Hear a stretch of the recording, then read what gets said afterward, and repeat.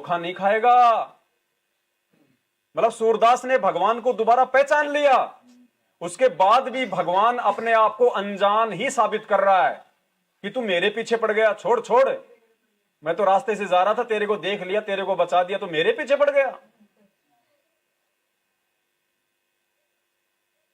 सूरदास ने क्या कहा कि भगवान, ये सूरदास एक बार धोखा खा सकता है, दोबारा नहीं। पुण्यात्माओं,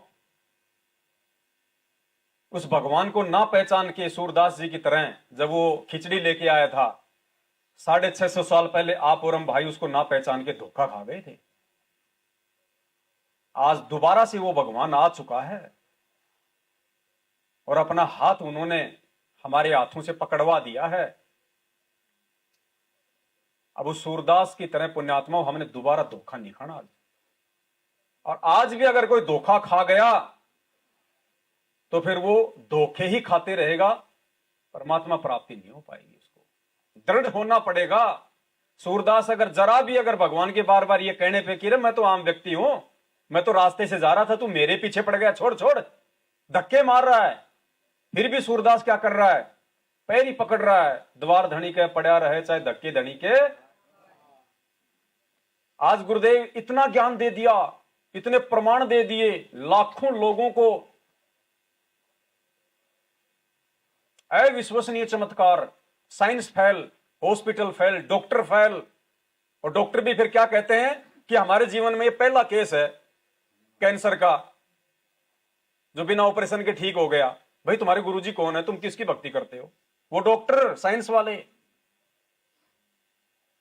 इतने चमत्कार कर दिए परमात्मा ने, शास्त्रों से दिखा दिया, प्रमाण दिखा दिए, वेद सारे शास्त्र दिखा दिए कि भगवान कौन होता है, गुरु की भूमिका कौन करता है। उंगलियों से अपनी तरफ सैकड़ों बार इशारे किए सत्संगों में, और फिर भी हमें क्या कहते हैं कि मैं तो उस परमात्मा का भेजा हुआ दास हूं, हमारे जैसे 2 कोटि के जीव। मेरा जन्म 8 सितंबर को हुआ, फिर भी अपने आप को छुपा रहे हैं, अपने आप को एक आम व्यक्ति, एक साधारण व्यक्ति साबित कर रहे हैं, सिर्फ ज्ञान से अपनी पहचान करवाने के लिए। तो पुण्यात्माओं, वो सूरदास तो आंखों से अंधा था और फिर भी उसने भगवान को पहचान लिया, और भगवान के धक्के मारने पे भी उसने भगवान को नहीं छोड़ा। और फिर भी ये कहा, जब भगवान ने छुड़ा लिया, फिर भी क्या कहा कि हीणा जान के और पैर छुड़ा गया है सर्वशक्तिमान तू, पर सूरदास के दिल से निकल जा जब जानू किसा भगवान तू, किसा बलवान तू। तो आज तो पुण्यात्माओं, इतना ज्ञान लेने के बाद में ये नौबत ही नहीं आनी चाहिए। वहां तो भगवान छुड़वा रहा था और यहां भगवान जबरदस्ती पकड़वा रहा है, फिर भी लोग नहीं पकड़ना चाहते। कितना अंतर।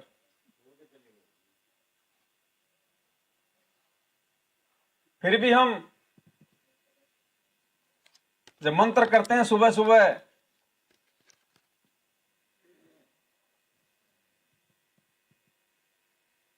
सबसे पहला मंत्र करते हैं हम, 7 मंत्रों में से सबसे पहला ऊपर ही ऊपर वाला। और फोटो क्या लगी हुई है? 2 फोटो लगी हुई हैं, ऊपर दाढ़ी मूछ वाली और नीचे पूज्य गुरुदेव की। क्यों भाई? वो मंत्र किसका है? मंत्र किसका है? वो जो मंत्र हम जाप कर रहे हैं, सबसे पहले वाला मंत्र कार्ड में।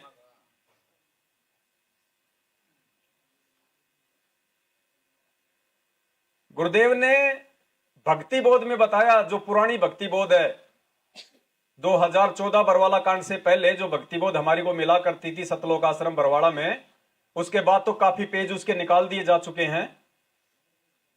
भक्ति बोध हमारे मुरादाबाद से पवन भगत जी के पास में थी, उन्होंने दास को परसों ही ये जानकारी दी है। 7 मंत्रों में हम जो 2 मंत्र जाप करते हैं, सबसे पहला और सबसे लास्ट वाला, गुरुदेव ने बताया कि वो तुम्हारी पूजा है, पूजा,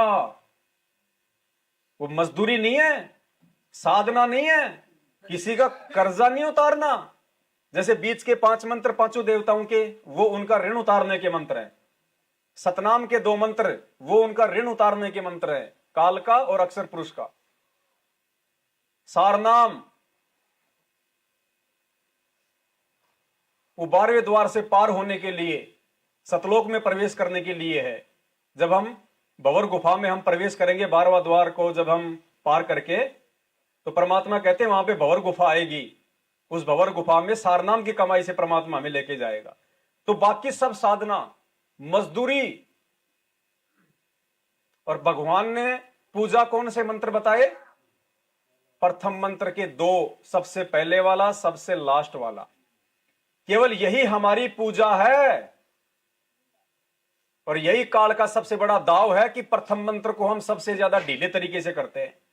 काल को पता है कि यह पूजा है, कोई ढंग से पूजा ना कर ले भगवान की, हमें सतनाम से उतना फायदा नहीं होगा, हमें सार नाम से उतना फायदा नहीं होगा जितना फायदा हमें प्रथम नाम देगा। क्योंकि प्रथम नाम में भगवान की पूजा भी है, प्रथम नाम में सतनाम भी है, प्रथम नाम में सार नाम भी है, और प्रथम नाम में सार शब्द भी है। इसमें सब कुछ है जिसको हम सबसे ढीला ले रहे हैं, जिसके मंत्र हम चलते फिरते दौड़ते दाड़ते कर रहे हैं, कभी कर लिए कभी नहीं कर लिए, जहां मर्जी आए उस मंत्र कार्ड को फेंक दिया, जैसे मर्जी आए उसके हाथ लगा दिया। सभी मंत्रों का सरदार है प्रथम मंत्र। इसमें सारे मंत्र हैं, सारे।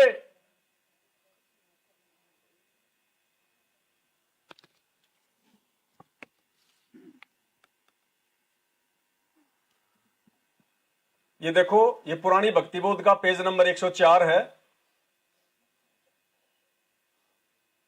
पहले काफी मोटी भक्तिबोध हुआ करती थी, जो परमात्मा ने शुरू शुरू में छपवाई थी। उसके बाद में काफी कुछ जो प्रकरण है वो निकाल दिया गया, क्योंकि अच्छी चीजों को काल फिर टिकने नहीं देता है। ये पेज नंबर 104 है। ये दास आपको पढ़ के सुना रहा, ध्यान से सुनना। फिर 105 नंबर आपको पढ़ के सुनाऊंगा। पेज नंबर 104, शंका समाधान। निवेदन, सतगुरुदेव जी हमारे से निवेदन कर रहे हैं 2 कोटि के जीवों से। हम गधों से निवेदन कर रहा है परमात्मा। अब इस निवेदन को कितनी गौर से हमारे को सुनना चाहिए। उपदेश प्राप्त करने वाला भगत आत्मा यह सोचेगा कि गुरुजी कह तो रहे थे कि तीनों गुणों, रजगुण ब्रह्मा, सतगुण विष्णु, तमगुण शिव की पूजा नहीं करनी है। मंत्र जाप उन्हीं के दिए, उनके लिए निवेदन है कि यह पूजा नहीं है। ये जो बीच के जो 5 जो मंत्र दिए जाते हैं देवताओं के, जो प्रधान है हमारे शरीर में, जो कमलों में निवास करते हैं, ब्रह्मा सावित्री जी, गणेश जी, लक्ष्मी विष्णु जी, दुर्गा जी, शिव पार्वती जी। गुरुदेव ने कहा कि ये इनकी पूजा नहीं है, ये इनकी मजदूरी है, इनकी बेगार है। यह पूजा नहीं है। हम काल के लोक में रह रहे हैं, यहां हमने जो सुविधा चाहिएगी वह ब्रह्मा विष्णु शिव आदि ही प्रदान करेंगे। जैसे हमने बिजली का कनेक्शन ले रखा है, उसका बिल भरना है। हम बिजली वाले मंत्री या विभाग की पूजा नहीं कर रहे, हम उनका बिल भरेंगे तो बिजली का लाभ मिलता। तो हम ब्रह्मा विष्णु महेश की पूजा नहीं कर रहे इन मंत्रों का जाप करके, हम तो इनका बिल भर रहे, ताकि आज से पहले हमने जितने भी लाभ उठाए हैं इनके माध्यम से, इनका ऋण हो गया हमारे ऊपर, इनका वो कर्जा उतरेगा, इनसे बिल भरेंगे हम इनका। इसी प्रकार टेलीफोन का बिल व पानी का बिल आदि अदा करते रहेंगे तो हमें सुविधा मिलती रहेगी। टेलीफोन का बिल भरेंगे तो हम किसी टेलीफोन की ऑफिस का या टेलीफोन के डब्बे की हमको पूजा थोड़ी कर रहे हैं, हम लाभ लेने के लिए उसका बिल भर रहे हैं। तो हम यहाँ के सांसारिक लाभ प्राप्त करने के लिए और अपना ऋण उतारने के लिए, क्योंकि ये काल का लोक है, इसने तप करके प्राप्त कर रखे, फ्री में नहीं लिए इसने, भीख में, आप और हमारी तरह। और हम इस काल के लोक में जो हवा पानी हैं, जो जवार मक्का सेब संतरे काजू किशमिश बादाम, ये सूरज का प्रकाश, सर्दियों में धूप में कितना आनंद आता है, हवा चलती है ठंडी ठंडी गर्मियों में कितना आनंद आता है, ये हमारे बाप की थोड़ी है, काल ने तप करके प्राप्त कर रखे हैं। ये इनका चार्ज करता है हमारे को। आप शास्त्र विरुद्ध साधना करके भक्तिहीन हो गए हो, अर्थात आप पुण्यहीन हो गए हो, जिस कारण से, अब पेज नंबर 105 पढ़ूंगा आगे, इसको ध्यान से पढ़िएगा। फिर पेज नंबर 105, जो पुराने भगत होंगे बरवाला कांड से पहले के, उनके पास अगर भक्ति बोध हो तो उसमें यह प्रकरण मिल जाएगा। आपको धन लाभ आदि नहीं हो रहा है, यह दास रामपाल दास आपका गारंटर जिम्मेदार बनकर इस काल लोक की एक ब्रह्मांड की शक्तियों ब्रह्मा विष्णु शिव गणेश माता आदि से आपको सर्व सुविधाएं पुनः प्रारंभ करवाएगा, तथा आपने इस मंत्र के जाप से इनका बिल भरते रहना है। जो मंत्र प्रथम नाम लिखा परमेश्वर ने, सत सुकृत अविगत कबीर, यह आपकी पूजा है। दिखा दे भाई एक बार, दिखा दे, इसको ज्यादा फोकस करेगा आ जाएगा। एक बार देख जरा, कोशिश कर। हाँ?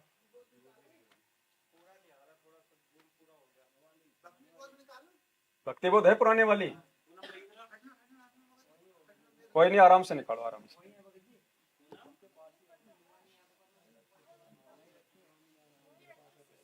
सब में नहीं है भगत जी, जो पुरानी है उसी में है। 105 नंबर देखो, इस पे 104 पे देखो, संघ का समाधान लिखा हुआ गया।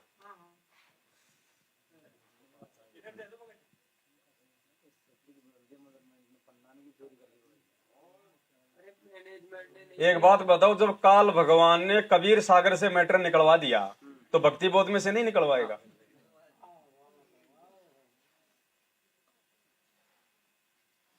ये पेज नंबर 105 और 104, पेज नंबर 105 के बीच में देखो आप ध्यान से, यहां पे परमात्मा ने साफ साफ लिखा हुआ है 105 के बीच में कि जो मंत्र प्रथम सत सुकृत अविगत कबीर, यह आपकी पूजा है।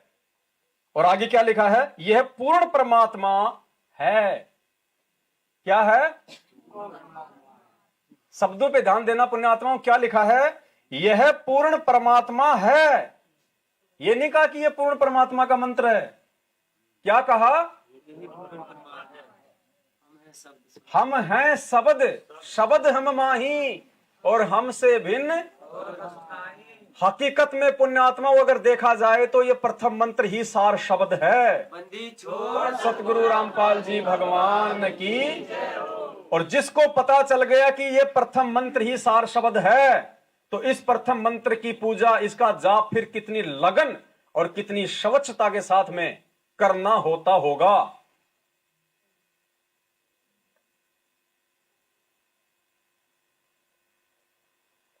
यह परमात्मा है, बाकी सब बेकार है, बाकी सब साधना है, बाकी सब मजदूरी है। और प्रथम मंत्र का जब हम जाप करते हैं गुरुदेव के आदेश अनुसार, उनकी बताई विधि अनुसार, तो बीच वाले 5 मंत्रों से तो हमारा ऋण उतरता रहेगा। इसके अलावा हमें कोई लाभ नहीं देंगे वो, खाली वो तो बेकार है। आप कमा रहे हो, आप किसी को दे रहे हो जो आपको मांग रहा है, आपके घर में नहीं आ रहा ना कुछ भी। आपके ऊपर 1 लाख रुपए का हो गया कर्जा और 10,000 रुपए की आपकी बंदगी किस्त, वो तो आपकी वो किस्त जारी है, उधार जारी है आपकी, जो काल लोक में हमने खाई असंख्य युगों से। और हमारे पास में पूंजी जमा कौन से मंत्रों की हो रही है? फर्स्ट और लास्ट। और कितना गजब का मंत्र बताया परमात्मा ने। एक मानव जन्म हमारे को कब मिलता है? 84 लाख योनियां भोगने के बाद। और गुरुदेव ने क्या बताया कि अगर तुम ये प्रथम मंत्र आश्रम में जब आते हो लेने के लिए, और एक बार अगर तुमने मेरे साथ साथ भी उच्चारण कर दिया और तुरंत तुम्हारी मृत्यु हो गई, तो तुरंत तुम्हारे को मानव जन्म मिल जाएगा। तो ये काम ये कौन कर सकता है? तो परमात्मा का वास्तविक मंत्र क्या है? उनका शब्द क्या है? सत सुकृत अविगत कबीर।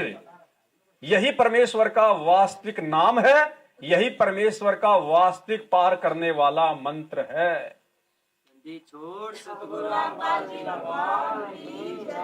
आगे क्या लिखा फिर गुरुदेव ने?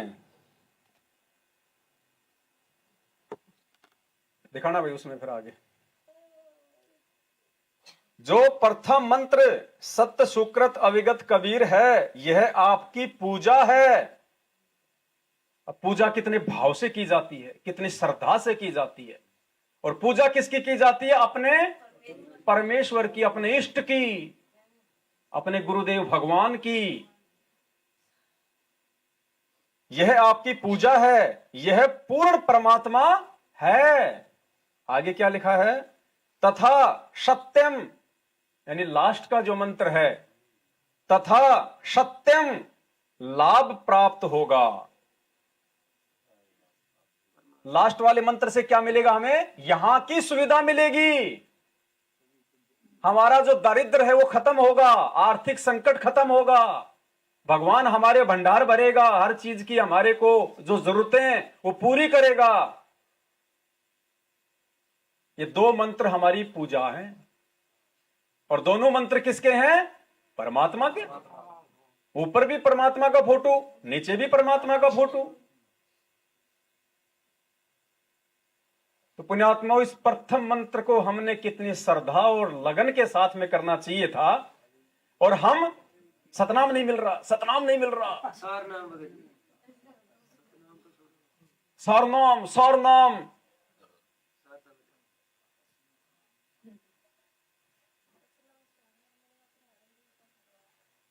क्या कहा था गुरु जी ने कि सारनाम मिलेगा, लेकिन ये मेरी मर्जी से मिलेगा। ये लाइन लगा लगा के नहीं दिया जाता सारनाम की, ले लो ले लो, दे दो 21,000, दे दो 15,000, ले लो। इसलिए दास मना कर रहा था 2018 से कि धोखा खा जाओगे बहुत बड़ा। जिसने रोहतक से सारनाम ले लिया वो जिंदगी का सबसे बड़ा धोखा खाएगा।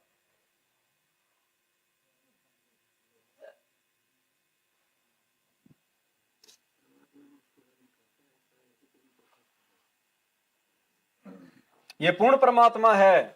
तथा सत्यम लाभ, कोष्टक में लिखा फल प्राप्त होगा। सत्यम का अर्थ अविनाशी। सत्यम का अर्थ अविनाशी परमेश्वर। कौन है अविनाशी परमेश्वर? सतगुरु रामपाल जी भगवान। रोज कहते हैं हम अविनाशी। मेरे उठे उमंग सी दिल में, तुम्हें याद करूं पल पल में। मेरे उठे दिल में, तुम्हें याद करूं पल पल में। आपका ऐसा मक्खन ज्ञान हो ज्ञान, यो जगत बिलोवेला सिया।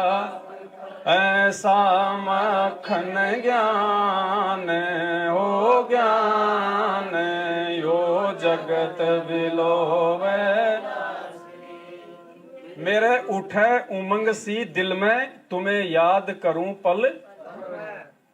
गुरु जी का नाम बोलने से नहीं, गुरु जी की शक्ल याद करने से नहीं। गुरु जी को याद करना असल में क्या है? उनके द्वारा बताई गई इस विधिवत श्रद्धा और भाव से इस मंत्र का जाप करना, ये वास्तविक विधि है। सत्यम का क्या अर्थ बताया भगवान ने? अविनाशी। और जब हम गुरुदेव भगवान का अंग पढ़ते हैं लास्ट वाला संध्या आरती में, तो सबसे पहले कौन सी चौपाई आती है? कौन सी चौपाई आती है सबसे पहले गुरुदेव भगवान के अंग में? मेरे गुरुदेव भगवान दियो काट काल की फांसी। अवगुण किए घनेरे, फिर भी भले बुरे हम थारे। अवगुण किए घनेरे, फिर भी भले बुरे हम थारे। दास को जान के निपट नादान हो नादान। मोहे बख्श दियो अविनाशी। दास को जान के निपट नादान हो नादान। मोहे बख्श दियो अविनाशी। मेरे गुरुदेव भगवान भगवान दीजो काट काल की। मेरे उठे उमंग सी दिल में तुम्हें याद करूं पल पल में। अच्छा दूसरी बोल गया मैं। अवगुण किए घनेरे फिर भी भले बुरे हम थारे, दास को जान के निपट नादान मोहे बख्श दियो अविनाशी। तो ये जो सत्य मंत्र जो परमात्मा ने बताया, ये किसका बताया? अविनाशी। और हम अविनाशी किनको कह रहे हैं? गुरुदेव भगवान को। तो ये मंत्र किसका हुआ? पूज्य गुरुदेव सतगुरु रामपाल जी भगवान का। तो पहले हम जो मंत्र जाप किया करते थे, ये पहले वाला मंत्र कार्ड है। बीच के मंत्र हमने हटा दिए हैं, समझाने की दृष्टि से बता रहा दास। ये पहले वाला मंत्र कार्ड है। सबसे पहले फोटो कौन सी लगी हुई है? सबसे ऊपर जिनको हम भगवान माना करते थे, जिनको सतगुरुदेव जी ने भगवान बताया, क्योंकि हम गुरु जी को तो भगवान मान ही नहीं सकते थे शुरू में, क्योंकि जब हमने गुरु जी के कहने मात्र से ही दाढ़ी मूंछ वाले को भी भगवान नहीं माना।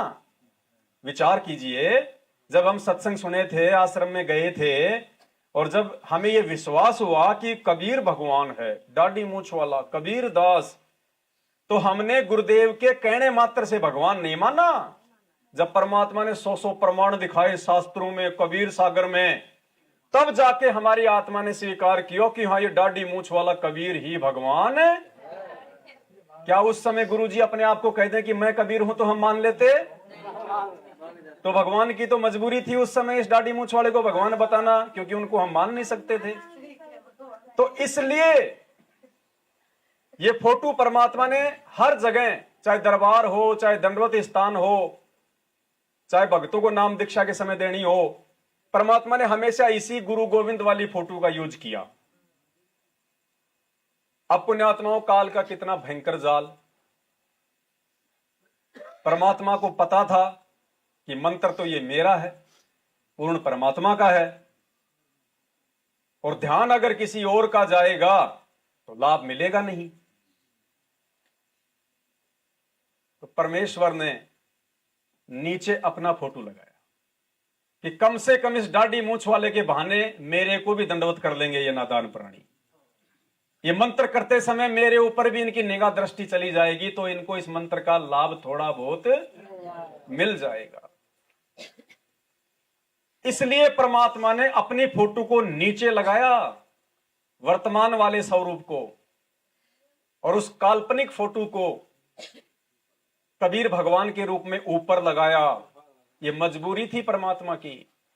तीसरा कारण इसका यह था, अगर उस समय गुरुदेव इस मंत्र के साथ में अपनी खुद की फोटो रख दें तो गुरुदेव का समाज में जबरदस्त विरोध हो जाता, और हम भगत भी जो उस समय इनके ज्ञान से पूर्णतया परिचित नहीं थे, हम भी अपने अंदर ये समा नहीं पाते कि संत रामपाल जी तो गांव धनाने का जाट है, ये कहां, इसका कौन सा मंत्र आ गया, गुरु जी का कौन सा मंत्र आ गया। जगत में विरोध हो जाता, और हम भगत कभी भी इस मंत्र को उस भाव से जाप नहीं कर पाते। यानी गुरु जी को उस समय हम भगवान मान नहीं सकते थे, और इस मंत्र के साथ में भगवान का ध्यान किए, ये फोटो के साथ में देखे बिना हम उसको मंत्र का लाभ हमारे को मिल नहीं सकता था।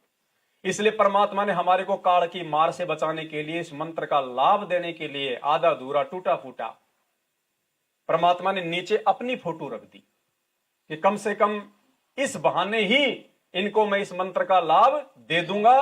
किसी कारण से अगर इनकी मृत्यु हो गई तो मानव जन्म दे दूंगा। इसलिए परमात्मा ने ये फोटो लगाई। लेकिन क्या आप चाहते हो कि आज भी भगवान की मजबूरी मजबूरी रहे?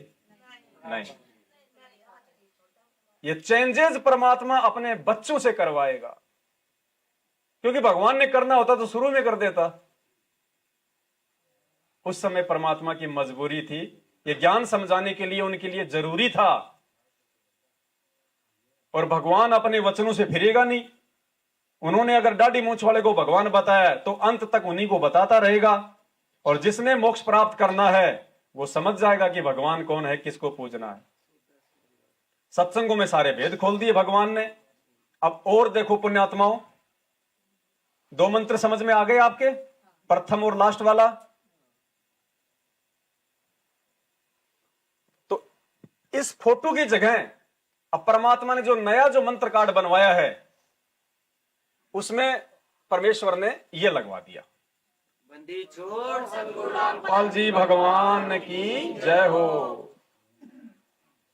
भाई जब हमें पता चल गया कि अविनाशी परमात्मा कौन है, वास्तव में सत सुकृत कौन है, भगवान कौन है, तो दो नाव की सवारी क्यों करें। जब पता चल गया कि एक के साधे सब सदे और सब साधे सब जाए, माली सींचे मूल को फले फूले, तो भक्ति मार्ग की मूल क्या है। परमात्मा ने हमें जो पेड़ दिखाया भक्ति मार्ग का कि अक्षर पुरुष एक पेड़ है, निरंजन वाकी, और तीनों देवा शाखा हैं, पात रूप, और जड़ किसको बताया, कबीर भगवान को। तो जब हमें पता चल गया कि वो कबीर भगवान हमारे गुरुदेव ही हैं, तो फिर भगवान को ही सर्वप्रथम रखना चाहिए, परमेश्वर को शीश पे रखना चाहिए। और नीचे वाला जो सत्यम था वो किसका मंत्र है, देखो इस पे क्या लिखा हुआ है, सत्य पुरुष। क्या लिखा है, नीचे वाली जो फोटो है ये लास्ट का जो मंत्र है जो सत्यम, इसके ऊपर क्या लिखा हुआ है, सत्य पुरुष। तो सत्य पुरुष जब हमें समझ में आ गया कि संत रामपाल जी भगवान हैं, तो फिर फोटो किसका लगेगा, सत्य पुरुष का ही लगेगा। आत्मा स्वीकार कर रही है ना, पाल जी भगवान, क्योंकि ये जबरदस्ती का सौदा नहीं है।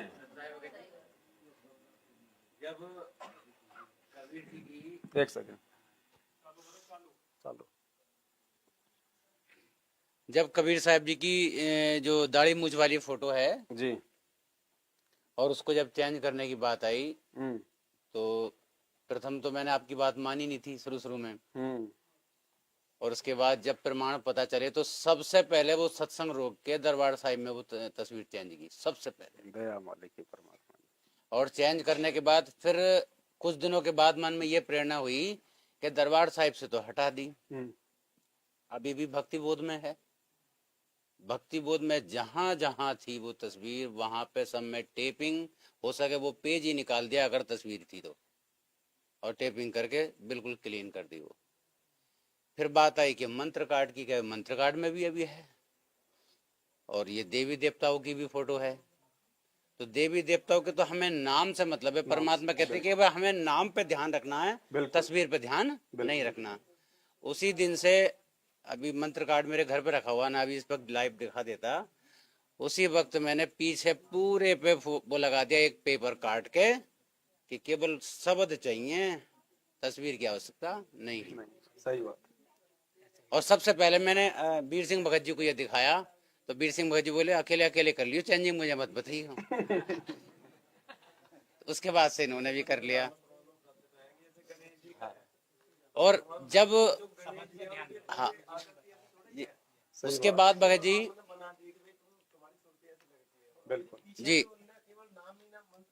हाँ वो एक तरफ आपने देखा होगा कि तस्वीर हैं और एक तरफ आपके मंत्री मंत्र हैं, है ना। और उसी भक्ति बोध में आपने देखा होगा कि आगे जाके केवल जो बताया गया कि जैसे मूल कमल है ना, तो मूल कमल की केवल पंखड़ियां दिखाई है, बीच में केवल नाम लिख दिया है, तस्वीर नहीं है। उसका भी बहुत बड़ा रहस्य है ना। तो इसलिए मैंने मालिक के ज्ञान अनुसार ये प्रेरणा मन में आई कि भाई इन तस्वीरों से भी मुझे कोई लेना देना नहीं है। और तुरंत वो तो शुरुआत में इसलिए कि ये कौन से देवता का मंत्र है ये जी, बस उतना हमें ध्यान रहे। हाँ जी। और गुरुदेव ने कहा कि ये भी जब हम 108 बार मंत्र करते हैं ना, तो एक आधी बार खाली ये ध्यान आ जाना चाहिए कि ये कौन से देवता का मंत्र है। बाकी हर मंत्र में उनको ध्यान करना जरूरी नहीं कि ये गणेश जी हैं, ये माता जी हैं, ये शिव पार्वती जी हैं, नहीं। क्योंकि मांगने वाला तो पैसे मांग रहा है, तो हम अगर मांगने वाले के बारे में सोचते रहेंगे तो धंधा क्या खाक करेंगे जी।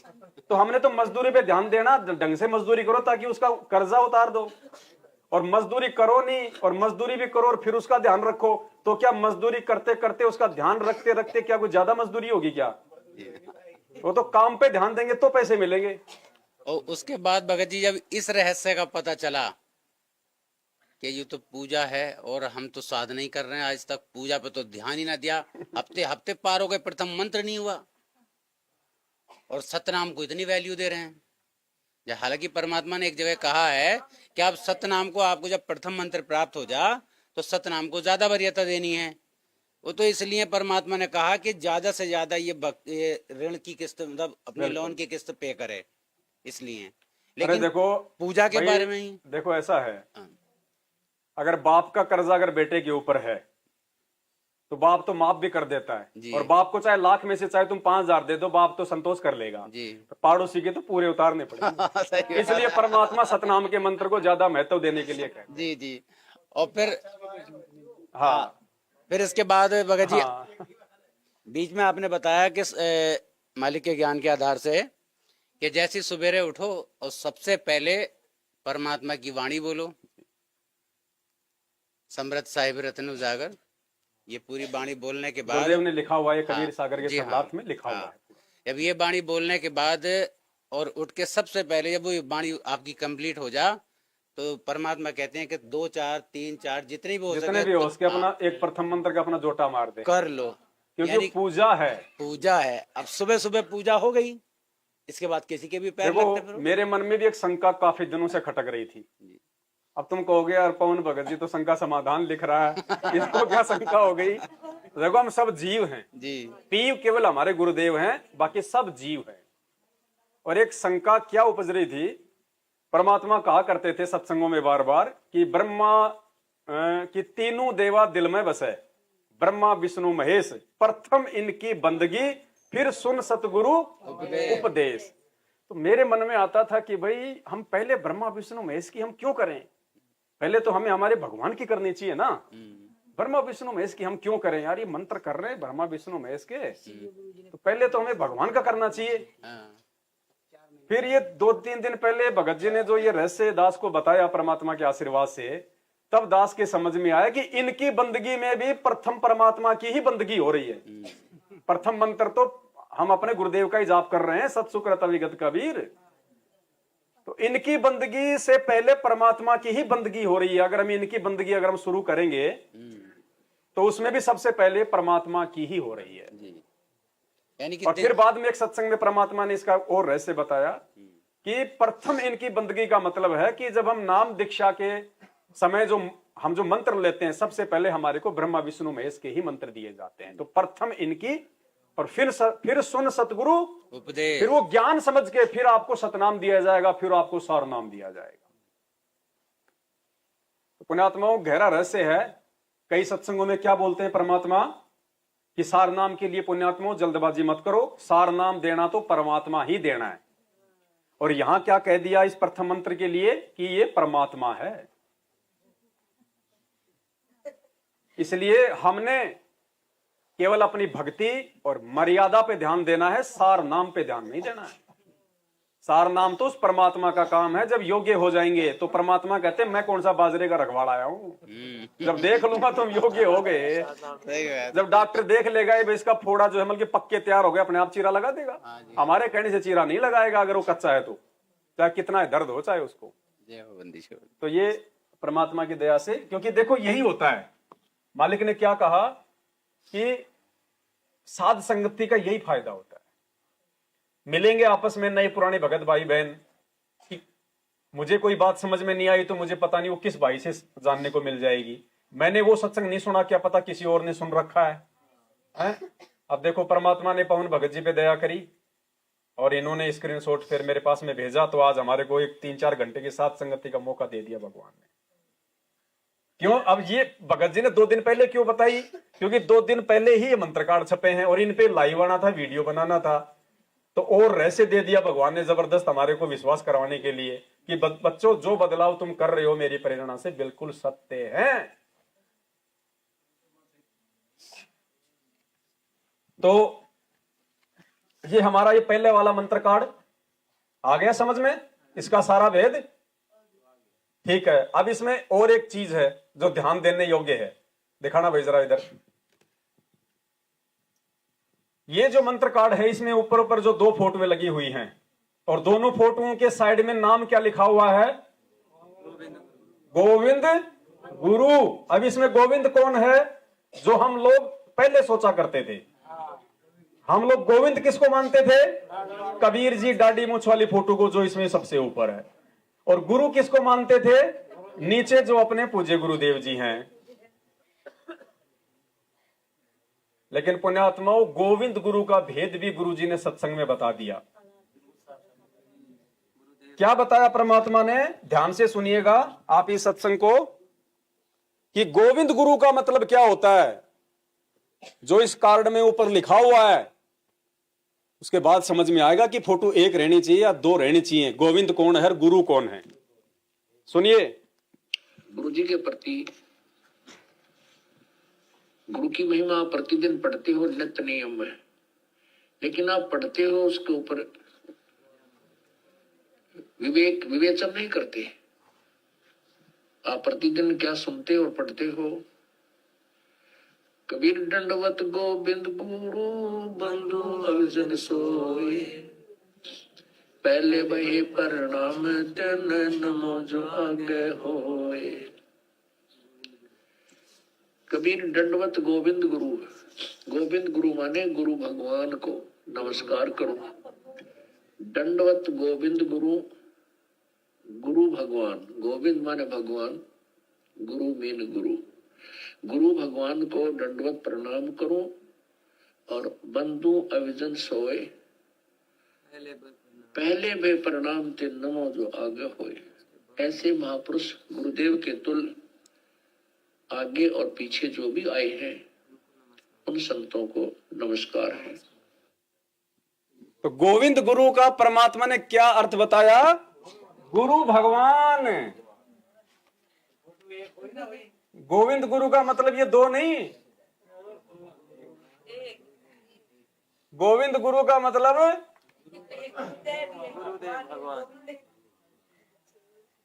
गोविंद गुरु मतलब गुरु भगवान।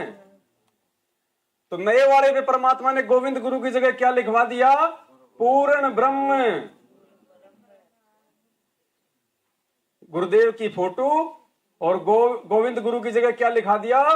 पूर्ण ब्रह्म। कि यही है पूर्ण ब्रह्म। परमात्मा एक ही परमेश्वर है, केवल यही गुरु है, यही गोविंद है। उसमें साफ लिख दिया और इसमें बता दिया गया स्पष्ट। तो बाकी क्या रह गया? अब पुण्यात्मा, ये हिम्मत, ये प्रेरणा, ये गुरुदेव के अलावा कोई दे ही नहीं सकता। देखो, अभी ये बातें समझा रहे थे अपन कि ये गोविंद कौन है, गुरु कौन है। ये दाढ़ी मूंछ वाली फोटो मेरी तरफ हंसी, ऐसे कह रहा था काट दी मेरी टाइट। मैंने एकदम से देखा ना तो ऐसे हंसे मेरे तरफ।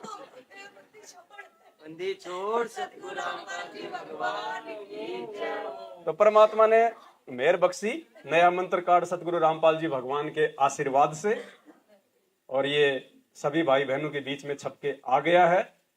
और पुण्यात्मा तभी, अरे पहले संगत तो गुरु को भगवान मान ले, जगत की तो बाद की बात है। जब हम ही नहीं मान रहे, हम ही दो नावों की सवारी कर रहे हैं, दुनिया हमसे जवाब कर ले तो हम क्या जवाब देंगे उनको? यार एक तरफ तो तुम ढींग मारते हो, हमारे गुरुजी कबीर, हमारे गुरुजी भगवान, फिर ऊपर कौन है? फिर ये दो दो भगवान है क्या तुम्हारे? क्या जवाब देंगे? क्या जवाब देंगे बताओ? तो ये परमेश्वर की विशेष मेहर हुई और परमात्मा ने नया मंत्र कार्ड अपने सत्सेवक बच्चों के लिए छपवा दिया है। बंदी छोड़ सतगुरु रामपाल जी भगवान की जय। और इस फोटो को हटाना क्यों जरूरी था पुण्यात्माओं? इसके और भी बहुत सारे रीजन हैं। सबसे मुख्य रीजन तो ये हो गया कि खुद हमारे गुरुदेव ही कबीर परमात्मा है, कबीर भगवान है। और जब परमेश्वर ने कह दिया कि एक के साधे सब सदे, एक की पूजा में सब पूजा आ जाएंगी, तो हमें किसी दूसरे की आवश्यकता ही नहीं है। तीसरा, परमात्मा बार बार सत्संगों में कहते हैं कि पुण्यात्माओं, जब आप यहां से जाओगे त्रिकुटी पे, तो परमात्मा आपको इस दास के रूप में मिलेगा। परमात्मा आपको इस दास के रूप में मिलेगा। तो यहां परमात्मा कौन से रूप में है फिर? यहां कौन सा रूप है? जब हमारे को इसी रूप में परमात्मा त्रिकुटी पे मिलेगा तो क्या परमात्मा आज नहीं हो सकता इस रूप में? बैन लग रहा है। बंदी छोड़ हाँ? सतगुरु रामपाल जी भगवान की जय हो। और एक बात बताओ, हमारी लगन तो लग गई इनके साथ और सतलोक में मिल जाए ये। अरे लड़की की शादी तो हो गई श्यामलाल के साथ हैं? और ससुराल में मिल जाए रामलाल, फिर क्या होगा? झगड़ा, लड़ाई, रोड़े लग जाएगी। तो पुण्यात्माओं, बहुत सारे इंटरव्यू हैं, वो भी हम सुनेंगे। गुरुदेव हमारे विश्वास को दृढ़ करेंगे कि सतगुरुदेव जी स्वयं पूर्ण ब्रह्म परमात्मा हैं। धरती पे भी यही प्रकट है आज, और सतलोक में भी असंख्य ब्रह्मांडों के मालिक के सिंहासन पे भी यही परमात्मा विराजमान है। और जब तक ये बात हमारे दिलो दिमाग में घर नहीं कर लेगी, तब तक हम इस परमेश्वर की भक्ति का पूर्ण लाभ भी नहीं उठा पाएंगे। इस मोक्ष तो बहुत दूर की बात है। बंदी छोड़ सतगुरु रामपाल जी भगवान की जय हो। क्योंकि आज से पहले जिन जिन महापुरुषों का मोक्ष पूज्य गुरुदेव जी ने बताया है, उन सब का मोक्ष इसी आधार पे हुआ है कि उनका गुरु भी एक था और उनका गोविंद भी। धर्मदास जी को परमात्मा बांधवगढ़ में आके मिले, वहां पे मथुरा में आके मिले, और फिर उनको सतलोक लेके गए। तो धर्मदास ने फिर वहां क्या देखा? ओहो, ये जिंदा महात्मा जो नीचे था, ये